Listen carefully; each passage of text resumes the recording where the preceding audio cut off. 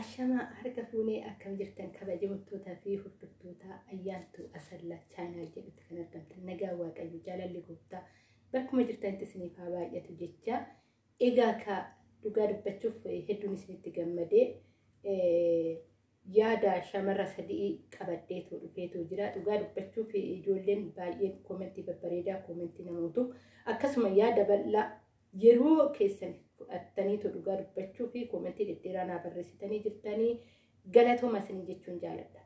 Dhugaa baay'een isin jaaladha baay'een isin kabajama namni nama kabajee yeroo ofii aarsaa godhee haala kam keessa akka jirru hundi keenya iyyuu ni beekna. Yeroo ofii aarsaa godhee koomentii akkanaa koomentii babbareedaa namaa barreessuun hedduu nama gammachiisa. Hedduun itti gammadee dhugaa dubbachuu fi baay'ee kan kana hin jenne ola itti gammadee galatoomaa isin jedha. Galanni koo onneerra egaa ka dhugaa dubbachuuf ammallee keessattuu shamarranidha. Dhugaa shamarran keenya baay'ee dammaqina gaarii hariiroo gaarii qabdanii guddaa isaa galatooman isiniin jedha. Maaliif yeroo baay'ee shamarri keenya baay'ee miidhamtuudha osoo duraayyuu akkanatti hundumaafuu galee jiraate ta'ee shamarran keenya tanaan dura baay'ee miidhamanii. Egaa kaammoyyuu dhalootuma fuulduraatiif yaada akkanaa qabaannee yaada akkanaa walii sheerii godhuun guddaa na gammachiisee guddaa hedduu irratti tola. Galatoomaa isiniin jedha irra deddeebiidhaani. Egaa ka'anillee dhugaa yaada kanarratti yaada koo kennachuun yaada koomentii keessan irratti galatoomaa jechaatuma anillee yaada mataa kooti asumaan dabarfachuu barbaada. Egaa yeroo baay'ee wanti waan xiqqoodha jennee gaafa jireenya keessa seenne wanti sun umrii keenya guutuu waan nu miidhu ta'ee mul'ata. Yeroo baay'ee wanna dhaabuu qabnu san yookaan waan murree gatuu qabnu san osoo umuriin itti gaafa seennu wanti kun nu miidhee argamuu danda'a. Namoota kanaaf illee waan naquunnameef yeroo baay'ee jaalala keessatti amala isaatii amala ishiiti jennee wanni bira dabarreetu deemnu jireenya keenya keessatti yeroo hunda amalli sun nu miidhee nama isa cinaasan dhiirri yoo amala badhaa tokko qabaate shamara isa wajjin jiraattu san yeroo baay'ee miidhamaa jiraatti. Fakkeenyaaf callisaa yoo ta'e akka fakkeenyaaf intala shamara ba'aa baadiyyaadhaa ba'aa baattii ba'aa irraa fudhatoo hin baanne sanii amala isaati jettee intalli kun osoo dhiiftee jireenya ishii keessatti ishii miidhadhee tayyaadha. Egaa ka dhiironni akkasitti illee ni jiru baay'inaan hojiin kun hojii shamaraati. Wanta akkanaa kun kan shamaraati jedhee amala san ishiin dabartii gootee amala isaati jettee wanti bira dabarsu sun ishii miidhaa dhufa. Egaa ka garuu akkuma kanuma keessattuu ta'ee yaada kana gaafachuu qabdi. Egaa ka ishiin illee akka kootitti namni kun osoo nama gaarii ta'ee itti himiisa koo hin eegu kan jettu irraa ta'uu danda'a jedhee tayyaadha. Yeroo baay'ee waan kana wal bira qabnee osoo madaallee waan xiqqoodha jennu jireenya keenya guutuu boru nu miidhurraa itti yaadne gaariidhaan jedha. Inni guddaan anis yaada koo kanan kennachuu barbaadu. Ishee tanaan dura baay'ee miidhamaa turte ammas immoo iyyuu miidhaa akkasii keessa jirtu. Yaada kana wanni adda isinii baasuu qabu amma kana osoo ishiin waan bilbila gaarii fayyadamtu ta'ee miidiyaa kanarratti oduun dhiyeessee ishii yaada ishii kennattee anaa ol waa'een ishii baay'ee natti tola. Aarirraa kan ka'ee miidhamuurraa kan ka'ee bilbilaayyuu Nookiyaa qabatte maatiidhaan bilbila qaxxitaa daariitti Nookiyaadhaan bilbiltee jechuudha. Yeroo kana keessa aarirraa miidhamuu lapheen ishii caburraa kan ka'e Nookiyaa fayyadamaa jirti. Egaa ka abbaa manaa ishii yookaan riyaa ishii haga ammaa dirasii waliin dubbachaa jirra galchii haa galtuu daa'ima haa godhattu jedhee yeroo baay'ee anaanuu walitti nama bu'aa jirru keessaa nama tokkodha jechuudha abbichi sunuun. Namni sun garuu hagam akka laphee jabaatu egaa ka fuulduratti yoo ayyamamaa ta'an jara lachuu qabadhee nan dhiyaadha nama biyyaa waggaan ta'e jechuudha. Biyyattoon gale mee maalumarraa ka'ee haga kana yaada akka kanaa ishiitti miidhuu danda'ee ayyamamaa waggaa ta'anii kara biyyaatitti deebi'ee rabbi nama biyyaa waggaa na godhee ijoollee keenyaafillee dhalootaafillee barumsa ta'a waan akkanaa kun ijaa ta'ee fi namni tun baay'ee miidhamte dhugaa dubbachuuf baay'ee miidhamte ani jedhu kanaa ol abbaan itti jiraatanii beeka. Ani hiriyyummaadhaan intala kana beeka malee namni itti jiraate immoo jireenya ofii akkam akka ta'e adda baasee sirriitti beeka. Gizee baay'ee kanaas ofnuu fi gaafatti jiraannu sun miidhaa gurguddaa kan of keessatti qabu namatti jiraatee argisantu iyyuu beeka jechuudha jireenya ofiisaa. Yoo akka seenatitti dubbannu yookaan waan xiqqaa nutti ta'eetu nutti mul'ata. Garuu keessa gaafa dabarsu isaa waan guddaa baay'ee waan nama miidhuu baay'ee waan nama dhukkubsuudha. Ishiin itti jiraatte tuni kanaa ol dubbachuu dandeessi osoo waan bilbila gaarii qabaattu ta'ee osoo dubbisee karaa fuula miidiyaatti dhiyeessee dunatti tola. Barumsa gurguddaallee fuuldurallee jireenya isheetiifillee ni argatti jedheetoo nan yaada garuu hin fayyadamtu. Maaliif baay'ee keessi ishii miidhamee jaa ta'e kanaan dura waggoota kana maraa hojjettee dhabdee deebitee toommoyyuu jireenya deebitee biyyuma sana keessatti xiqqatanii dhoqqee ta'uu keessatti waggaa deebitu baay'ee nama dhukkubsa.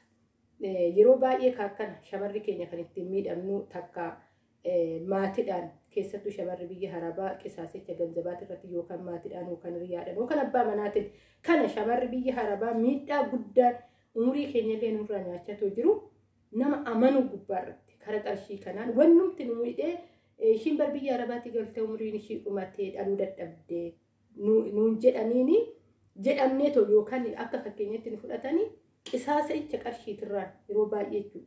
Haala wal fakkaataa keessa immoo shamarran biyya harabaa kan darbitu maaliif akka ta'e hin beeku dhugaa baay'eedha dhukkuba garuu kanarratti. Maaliif anis namu miidhamtuu sana ijaan ta'eef baay'ee natti dhaga'ama. Yeroo baay'ee maatiinis ta'ee hiriyaanis ta'ee abbaan manaatis ta'ee haala wal fakkaataa keessa jirra yeroo ammaa. Kamimatamii kam akka dhiisanuyyuu nama wallaalchisaa dhugaa dubbachuuf qarshii kana gubbaarratti baay'ee of eeggannoo nama barbaachisa. Baay'ee carraan dubartii baay'ee hiphoodha.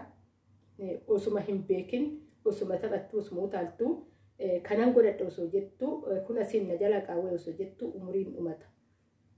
Akka dhiirotaa chaansii guddaa hin qabnu kana hundi keessanuyyuu ni beektan kanarratti waan walii galuudha. Kanaafuyyuu obboleettii kanarraa illee baratanii dammaqina akka godhatan gamanumaan anillee ofitti maatanan dammaqinni nama tokkoof osoo hin ta'in kan intala kanarra ga'e yookaan miicoo kanarra kan ga'e kiyya jedhee tan ofitti fudhadhee dammaqa guddaa naa ta'eetu jira jechuudha. Of eeggannoo guddaa naaf ta'ee jiraan. Fakkeenyaaf biyyatti wajjin jiraannee baay'ee walitti dhufnaa haala kana mudannoo kana hundaa qaaman bira taa'eetu waan argeedha. Keessattuu dhaluu gubbaarratti daa'ima haa godhattu yookaan jechuu gubbaarratti jechoota kana keessatti anuyyuu nan hirmaadheetan jira ijaa ta'eef baay'ee natti dhaga'ama. Haguman abbaa manaa ishii dubbisu jecha kana nan kaasafi dhugaa osoo ana ta'e yoo hin jedha bakka san dhaabadhee osoo narra ga'e hoo haga kana garuu maal natti dhaga'ama yeroo kana mara hojjettee kara biyya kootitti deebi'ee osoo abbaa manaa koo ta'e hoo murtoo kamiita fudhadha isa wajjin jiraachuudha moo isa hiikee deemuudha moo yookaan immoo ani daa'iman barbaada jedheetuma dirqama isa dirqisiisuun qaba kan jedhu keessa kootitti gaafii gurguddaa uumaa ture yeroon biyya jiru jechuudha. Garuu haga ammaa wanni murteessite yookaan isaan adda bahu foofessa wajjin jiraachuuf murtoon irra geesse tokko hin jiru. Egaa fuulduratti kara biyyaatti waggaa galtee waan ta'u walumaan laala. Tarii rabbiin wajjin eebbisee dhala godhattee wajjin jiraatti ta'ee tarii jireenyi mucayyoo kanaa yookaan shamara tanaa maal akka ta'u anaafuu gaafidha. Garuu rabbiin dhugaa dubbachuuf akka dhala kennuuf abdii guddaan qaba. Nu hunduu kanuma boru.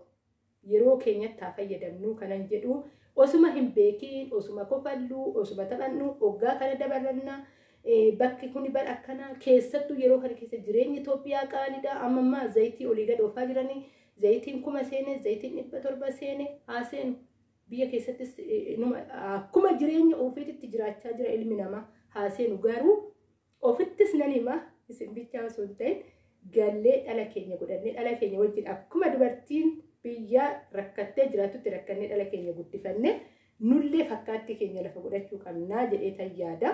Kanaafuyyuu jireenya qaala'insa wal qabdanii biyya ormaatti jireenya keenya qisaasachuu hin qabnu isiniin jechuun jaaladha. Galatoomaa guddaa isaa yaada ishee tanaaf kennitanii akkasuma ammallee jajjabinni haga dhumaa kadhannaadhaan illee dhugaan isiniin jenna nama akkanaa kana kadhannaa barbaachisaa hiriyaa guddina keessa osoo wal barte ta'e amma yeroo baay'ee miidiyaarra wal bartee akkanatti ittiin miidhamtee jennee dubbanna biyyumattu kan wajjin dhalattee wajjin guddattee naannoo tokkotti dhoqqee wajjin daaktee guddattee gaafa mooyyuu waan akkanaa kan sirratti raawwatu maal himatta namni kun nama gosa kee beeku nama zarii kee beeku nama eenyummaa kee beeku ati akkanatti miidhamte kan miidiyaa kanaatti raan tokkumaa jechuu ni dandeessa jechuudha. Namni waliin guddatte sun yoo katti miidhaa karaa sirratti geessisu. Egaa kan nama adda baafannee waan hin beekne irra jirra yeroo kana nama kaleessa wal barteenis nama wajjin jireenya isaa jalqaba haga dhumaa beektus oolmaa isaa kan beektus adda baafannee yeroo beekne gubbaarra jirra yeroo kana. Yeroon kun yeroo baay'ee nama sodaachisaarra jirra. Tokkuma ta'eetoo jira jechuu ni dandeessa. Waan adda baafattuun hin jiru. Amma fakkeenya oolmaa maatii isaa maatii ishee warra wal beeku waliin guddatee inni oolman isaa maal akka fakkaatu osuma beektu miidhaan akkanaa ammoo gaafa sirra ga'u kan miidiyaa kanaatiin tokkuma ta'a jechuudha deemee kanaafuyyuu shamarri keenya dhugaa dubbachuu fi gaafa tokkorra ga'ee anarras ni ga'a jennee baay'ee sirriitti of eeggannoo godhuun baay'ee barbaachisaadha. Keessattuu biyyaa biyyatti zooruu oduma biyya ormaa keessa zooruu barahaa keessa osuma zooruu umuriin keenya qofa osoo hin ta'in fayyaalee dhabuu ni dandeenya. Haaguma dadhabbinni nutti dhufaa ta'uu deemu fayyaan keenyallee irrachaa ta'uu deema. Gaafa san eenyumaanuun jibbamuu ni dandeenya. Kanaafuyyuu of eeggannoo guddaa haa goonu. Qarshii keenya seef godhannee kara biyya keenyaa haa gallu.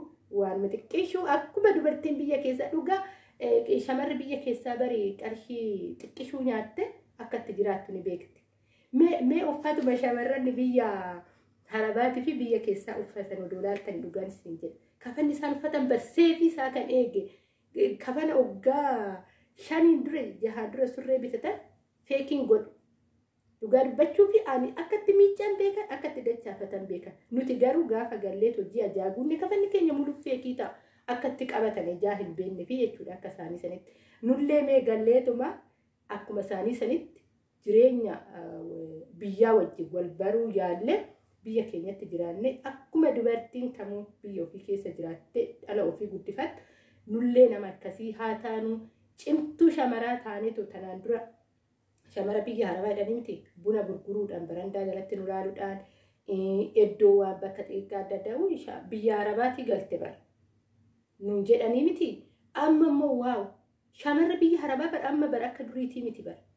Bakka kanaatti argita shamara biyya harabaa jedhanii akka taanu mee goota haa taanu mee dhugaa goota shamarranii gaafa taane akka waan tokkootitti galmee irratti mul'achuu dandeenya. Galmee hoggaan jedhu sammuu namaa keessatti galmaa'uu dandeenya jechuudha.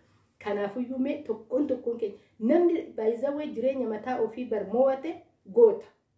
Dhugaa hunduma caalaa jireenya mataa ofii mo'achuun baay'ee ulfaachaa jira. Ijaa ta'eefuyyuu jireenya mataa keenyaa mee haa mo'annu. Gaafa jireenya mataa keenyaa mo'anne goota jedhamna nuyyuu jechuudha. Keessattuu shamarran gaafa of dandeessitoo konfideensii mataa ofii uummatteetoo jireenya ofii mo'attee goota ishiin jedhamteetoo waamamti. Kanaafuyyuu goota shamarranii haa taanu goota dubartootaa taanee haa mul'annu. Isiniin jechuun jaaladha shamarran biyya arabaa. Goota taasisanii jechuun jaaladha. Egaa ka asumaan hundi keenyayyuu waan gaarii obboleettii teenya tana hawwinaa yookaan gaafa wal arginu yookaan garaatti baattee yookaan harkatti baattee arguun qaba. Ani dhugaa dubbachuuf hawwiin koo guddaan isa kan ishee kana yookaan garaatti baattee yookaan harkatti baattee arguun barbaada. Ijaa ta'eef anillee hawwii koollee kadhannaan koollee kana baay'ee nama fayyaaletti baay'ee jireenya ofiitiif amanamummaa qabdu. Gaa'ela ofiitiif baay'ee nama amanamummaa qabdu garuu amanamummaan abbaa amanashii baay'ee hir'ataa. Ijaa ta'eef innis nama amanamaa ta'e akka jireenya ammaachi yeroo kana baay'ee wajjin dabarsitee deemtee nama biraa wajjin reekshinii uummatanii too wal baranii wajjin jiraachuuf baay'ee ulfaataa. Egaa kaa hunduyyuu jireenyi maal akka ta'e adda baaftanii beektanii. Ijaa ta'eef waan na dhaggeeffattaniif galatooma. Viidiyoo biraatiin akka walitti deebinutti yaadni koo dogongora waggaa qabaate na of kalchaa isiniin jechuun jaaladha. Waan asirreessuu qabu natti madda obboleettii keessa wal gorfannaa wal deeffannaa isiniin jechuun jaaladha. Egaa ka ammallee wanna haarawaa jiru as miidiyaa kanarratti baafnee gorsa wal gorsinee wal jajjabeessuu aadaa haa godhannu isiniin jechuun jaaladha. Egaa ka warri dhiiraa gamanumaan na of kalchaa yeroo baay'ee mirga dhiirotaa dhiibdanaan jettanii mirga dhiirotaa hin dhiibu. Obboleewwan koo dhiirota baay'een jaaladha baay'een kabaja wal malee hin bareennu isiniin jedha gamanumaan. Warroota dhiiratiin illee walumaan bareenna walumaan nu haa jiraachisu. Isinillee obboleewwan keessa shamarraniitiif waanuma gaarii yaada komentii gaarii barreessaa fi jajjabeessaa. Dhugaa shamarra yeroo dhiironni gorsan shamarri keenya baay'ee fudhanna. An akka kootitti gorsa shamarraniitirra gorsi yoggaa dhiirri na gorsa baay'ee sammuu koo keessatti galee tokko sammuu koo keessatti seefii ta'a. Innaa yeroo baay'ee faallaa ofii waliin wanni sheerii waliif godhan namatti tola. Ijaa ta'eefu kanammoo waanuma gaariidhaan hubattan jedhee tanan yaada. Kanaafiyyuu jajjabina keessanillee ni barbaanna nuti warri shamarranii dhiironni baay'ee naman jajjabeessitanii asumaanan isin madda'anuyyuu jajjabina keessan gorsa keessan ni barbaanna nuti warri dubartoota. Kanaafiyyuu dhiironni maaf warra dubartootaa hin jajjabeessin gorsa gaarii maaf hin kennineef nuti hatta jechuudha dhiironni akka shamarri miidhamne amala dhiirotaa baatanii nu barsiisuu qabdanii warroonni dhiiraa jechuudha. Dhalootumti hafe kunu akka miidhamne dhiirri amalli isaa maal akka ta'e amala dhiirotaa nutti himuu qabdan. Warroonni dhiiraa dhokfattanii hin taa'inadha amala dhiiraa isin jechuun gabanumaanii na of kalchaa jecha koo keessatti wanni dogongoroggaa jiraate irra deddeebi'ee sin gaafadha haga viidiyoo biraatti walitti deebi'utti turtii gaarii naaf qabaadha.